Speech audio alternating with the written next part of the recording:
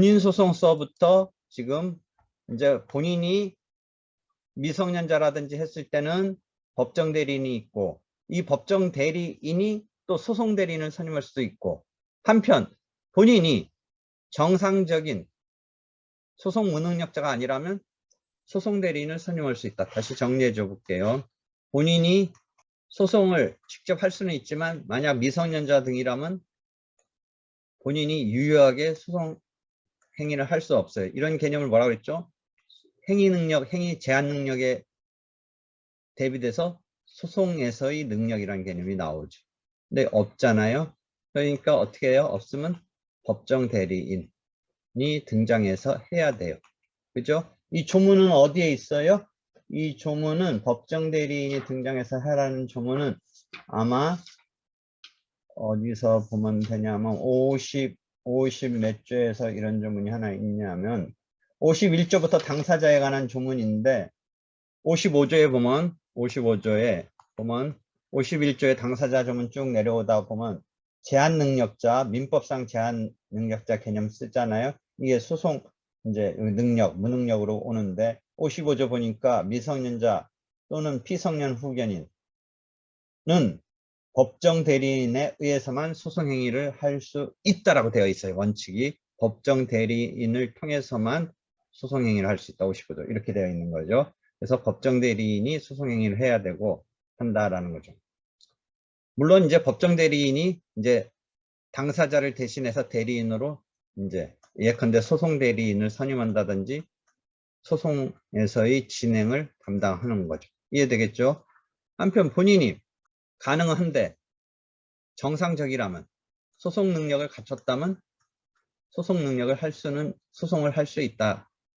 다만 여기에 그 다음 단계 변론 능력이라는 개념이 하나 있어요. 변론, 소송 펼치는 것 중에 변론에서 너무 막 터무니없는 주장을 하고 좀 과격하고 폭력적이고 이랬을 때 진술을 법관이 금지시킬 수 있어요. 144조에 가서 보면 진술을 금지시킬 수가 있어요. 144조인가 한번 확인해 보세요. 144조는 왜 조문이 또 이건 저쪽 가서 있느냐? 이 변론이라는 항목에 가서 있는 거예요. 그래서 진술을 금지시킬 수 있다는데 144조 제목이 변론의 그쭉 부분서 변론 능력이 없는 사람에 대한 조치 이렇게 되었네요. 144조에 가서 보면 변론 능력이 없는 사람에 대한 조치 해가지고 소송관계를 분명하게 하기 위해서 필요한 진술을 할 수 없는 당사자 등에 대해서 진술을 금지한다. 이런 게 있네요. 그렇게 해서 변론을 할 수 없는 이런 개념으로서 변론 능력, 변론 무능력 이런 상황이 한번 나오긴 해요. 이건 이제 특별한 경우고 일반적으로는 본인 나홀로 소송을 할 수 있는 거죠. 나홀로 소송할 수 있는데 여러 가지 이유상 변호사를 선임하는 경우라면 변호사에 대해서 변호사 대리의 원칙을 유지한 채 변호사 또는 법무법인 등의 이런 법무법인이라는 변호사의 조직 또는 변호사에게 사건을 맡겨야 된다라는 변호사 대리 원칙이 작동한다라는 거죠. 그죠? 그리고 실제 내가 통계를 여기서 또 찾아놨는데 지금 보여요? 혹시 화면? 안 보이나? 제1심 민사 변호사 사건 변호사 선임 건수 내가 이렇게 2019년 2020년 통계는 올해가 21년이니까 아직 안 나왔네요. 그러니까 작년 기준으로 2019년 작년 통계 나온 거에서 2019년 거 보니까 소액 사건은 원고가 변호사를 선임한 게 그래도 10%는 넘네요. 14.9% 원고 소송 낼래니까 변호사를 선임하는 게 14.9% 소액 사건이라는 건 뭐예요? 금전, 기타 이런 대체물 청구가 3천만 원을 넘지 않는 사건. 근데 피고는 공격 당한 입장에서는 1.7% 진짜 100명 중에 채 2명이 안 되게 변호사를 선임했네요. 그죠? 그 다음에 양쪽 다 선임한 케이스는 1.3%네요. 1.3%. 2019년 단독사건 원고가 변호사 선임해서 소송 수행한 게 28.7%네요.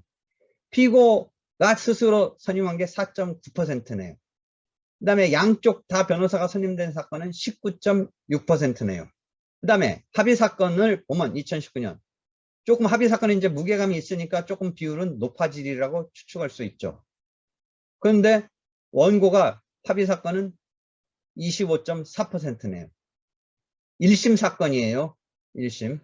그 다음에 피고가 1심 사건에서 합의 사건 중에 변호사를 선임한 게 3.7%네요.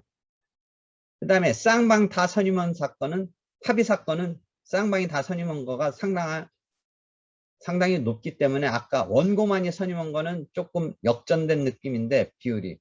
쌍방으로 본다면 단독 사건은 19.6%인데 합의 사건은 쌍방을 보면 42.2%니까 합의 사건은 1심에서 완벽하게 50%는 안 되지만 그래도 10건 중에 4건 이상은 양쪽 다 변호사가 있네요. 이해하겠어요? 그런 정도로 변호사가 지금 선임된 사건의 흐름이에요. 그런데 소액 사건이 실제 사건에 차지하는 게 70%가 넘어요. 지금 법원에서 소송으로 분쟁이 처리되는 사건 수가 소액 사건이 상당히 큰 비중이에요. 단독이나 합의급에 해당하는 사건은 많지 않아요. 그런 상황에서 소액 사건에서는 거의 변호사가 작동하지 않으니까 여기서 그래서 또 무슨 문제가 불거져요?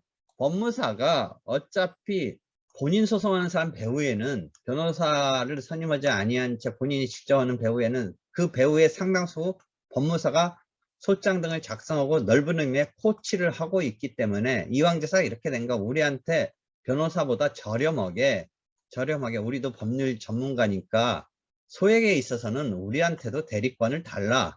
이런 지금 싸움이 있는 거예요. 여러 분야에서 대리권을 요청하고 있음을 여러분 알 거예요. 예를 들어 특허권 등에서 또는 뭐 조세 소송 등에서 공인 노무 관계에서 각각 전문 그 자체적인 그 전문 그 그룹에서 자기네가 이게 소송까지 되어야 된다면 자기네가 전문가니까 대리까지도 할 수 있게 소송 대리까지 할 수 있게 해달라는 게 싸움이 있는데 지금 여기에 있어서 법무사가 소송에서 적어도 소액 사건 정도는 실제 우리도 많이 상당수 우리가 백업하고 있고 하니까 물론 금액이 작다고 해서 중요하지 않고 뭐 쉽고 이렇다고 100% 장담할 수는 없지만 그래도 소액 사건 정도에서는 우리가 실질적으로도 많이 관여하는 셈인데 대리권을 달라 이런 싸움이랄까 이런 주장 등이 법무사 측에서 또는 변호사 측에서 또는 실무 측에서 논의가 되고 있어요. 이렇게 해서 지금 법무사 이런 등등이 이런 쪽에서 역할을 상당히 하고 있다라는 것을 우리가 사실상으로는 알고 있는 거예요. 그렇지만 실질적인 통계치로는 변호사가 소액사건에서는 원고 측이 14.9, 피고 측이 1.7, 쌍방 선임한 경우는 1.3 정도에 머무르고 있다는 걸 알 수가 있죠. 그렇죠? 그래서 이런 지금 소송에 있어서 변호사, 소송대리, 본인 소송, 나홀로 소송 이런 이야기 등을 지금 펼쳐가고 있어요. 일단 여기까지 이야기는 마무리하고 질문 없어요?